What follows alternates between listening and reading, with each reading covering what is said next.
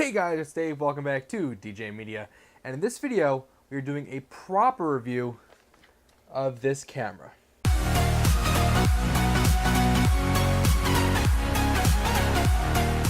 So before we start this video, if you guys are new to the channel, on this channel we do things like camera reviews, audio reviews, just like this video. So if you're new, consider subscribing. But now let's get into the video. So this is the JVC GY-HM170. This is my newest camera, which you can check out my unboxing of by clicking the link up here. And I unboxed this about a month ago, and I've had it for about a month. And I felt like it was time to finally do a proper review of this camera, giving my impressions of it and some things that I don't like about it, as well as some things that I do like about it. Okay, so let's start with a quick overview of the outside of the camera. So we got the lens hood, we got two rings here, zoom, focus, and they are customizable, which is nice. You got some ND filter, built-in ND filter, you got a 1/4 and 16. Wish it went up a little bit further, but that's alright. You got your iris knob here, got your flip-out screen here, joystick controls, not touchscreen, great choice. Power switch, you can go to your playback mode here, dual SD card slots, and just a whole bunch of manual controls, which is great to see on a camera of this caliber. Going around back, we have the viewfinder, which pops out and is adjustable. It's not great, whatever, we'll get into that later. We got the battery release, we got some I/O, so we have AV out, headphone, aux in, and a LAN C controller, as well as the DC jack. On this side, we have the zoom rocker back here, record button, extended focus, so you can see what you're focusing on, and record button. And up here we got the XLR inputs, XLR audio control there, cold shoe, shotgun mic holder, and record button and zoom on the top. So why did I get this camera? Well, the main reason I got it is because I needed this top handle. A lot of the stuff that I've been working on over the last several months, I have needed XLR audio to get into a camera, and my way around that was connecting to a mixer and taking a 3.5mm out from that mixer, put it into this camera here, because this camera only has a 3.5mm jack.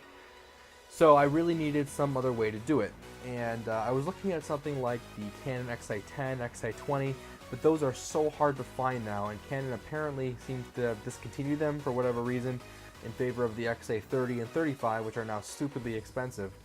So I needed something that was around $1,300 and had all those features built in. Now on B&H, this was going for about $1,250, which is not bad. When I saw this camera listed originally, I was considering it because it was significantly lower in price than anything else on there, like from Canon or Sony. I was looking at the NX100 from Sony. But when I saw that this also could do 4K recording, it's right on the label there, 4K recording, I was sold on it. And I actually managed to find it for $100 less because it was open box from B&H, so that was a great deal I was able to take advantage of. So like I said, this camera is 4K. It shoots 3160 by 38 something or other. It's 4K, I forgot the exact numbers, but it shoots 4K at 150 megabits per second. Now because it shoots 4K at that high bitrate, it requires UHS 2 cards, which are a bit more expensive than the regular SD cards that I've been using for HD video on my other cameras. So I got a 64 gig card and I can get about 40 minutes of 4K footage, which is really nice. So a few things about this camera that bug me. Especially in 4K, the picture is really not as crisp as I would like to see it. I know people have complained about this in the past, and I'm just going to say it again. It's not as sharp as it really could be. This is definitely one of the lower end 4K sensors. But, you know, it's 4K and you can downscale it to 1080p and it'll look pretty darn good. Also, the color retention isn't fantastic. It looks pretty flat. Now you might say, well, it looks pretty flat because you can do a lot within post. No, it's not like that. It's not like the Pocket Cinema camera where it'll come out really flat and then you can really make it beautiful using some Lumetri color in Premiere.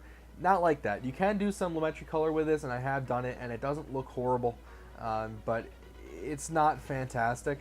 I wish JVC would have maybe put a little bit more effort into the color science of their sensor here. What's nice is that it doesn't really have that big of a color tint to it, so I know cameras like from Canon and Sony maybe have a greenish or a reddish look to them. This is really pretty neutral, and that's pretty good. I know Blackmagic Design is known for that, and well, JVC did a pretty good job as well. Now, this also shoots HD 1080p, and what's pretty cool about it is that it has the optical zoom from the lens, but because this is a 4K sensor, the 1080p is actually cropped in, and you can do digital zoom, which will take full advantage of the sensor. So you won't get to lose any quality in HD if you do extended zoom through the sensor, which is pretty darn awesome, and I've used it a lot. I used it for the solar eclipse that actually happened yesterday, so that was extremely helpful. Now, something else great about this camera is the top handle, and that's the reason why I got it.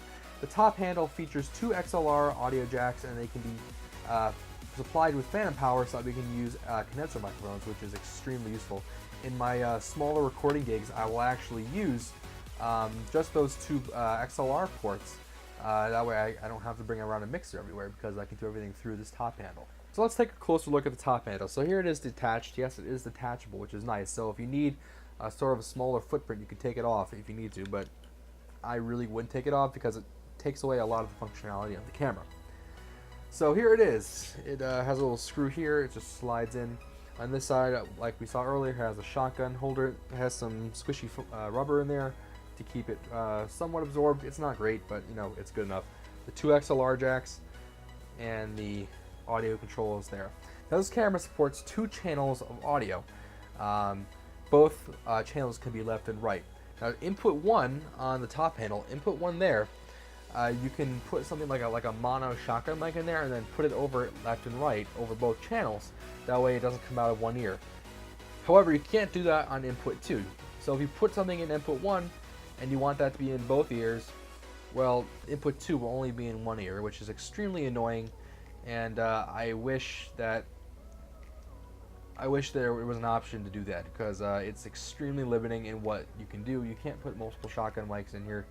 So if I need to do something like that, I will need to use an external mixer, which is kind of a disappointment, but hey, you know what? You do what you gotta do. Also on the top, we got the Cold Shoe pass-through, which is absolutely fantastic. I always put my Rode Link receiver up there, which is actually on top of this camera right now.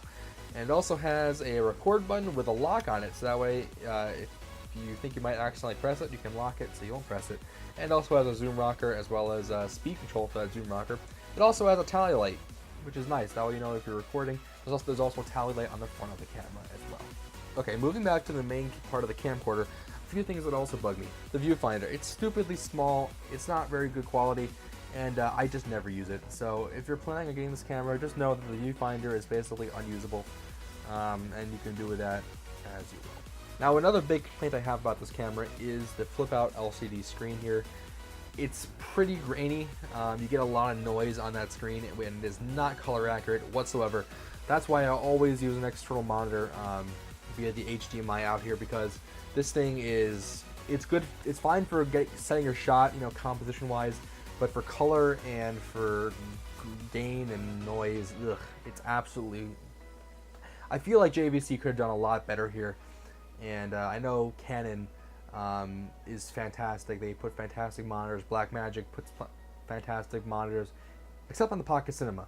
But everything else they've done great in terms of monitors. Sony does a good job. So JVC, if you're gonna refresh this camera, please fix that monitor because it is not that good. Please, I beg you. Please. Okay, so now that I've ranted about the camera a bit, I'm gonna play some footage I've taken with it, and just so that you guys can get a sense of what it looks like yourself.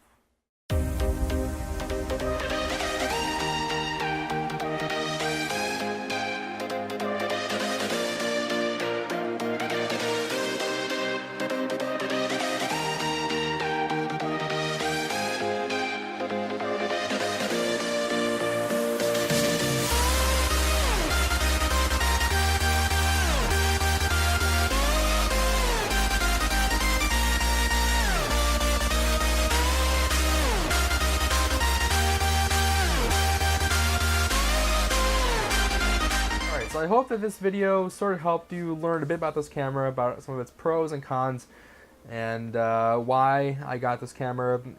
And you know, overall I've been happy with it. it may not have been the best choice. If I had saved up a bit more money, I probably would have gone with something like the Canon XA35 or 30, maybe even the NX100, whatever. And I'd be willing to sacrifice the 4K because I really don't use that much on this, and it isn't even that fantastic. So, you know, it's up to you, but I hope this sort of will help you give yourself a better, some more info on your camera decisions. So, you know, good luck camera hunting. And if you're looking for a beginner camera, the Vixia HF-G20, which is what I'm using right now from Canon, is an excellent choice. And you can check out my review of it up there. So thank you guys for watching. Hope you guys enjoyed this video. If you liked the video, please hit that like button. And if you didn't like it, well, you know what to do. And if you guys want to see more content like this, please hit that subscribe button. It really helps out the channel. And, you know, makes me want to do more videos like this. So I hope you guys have an awesome day, and I will see you guys in the next video.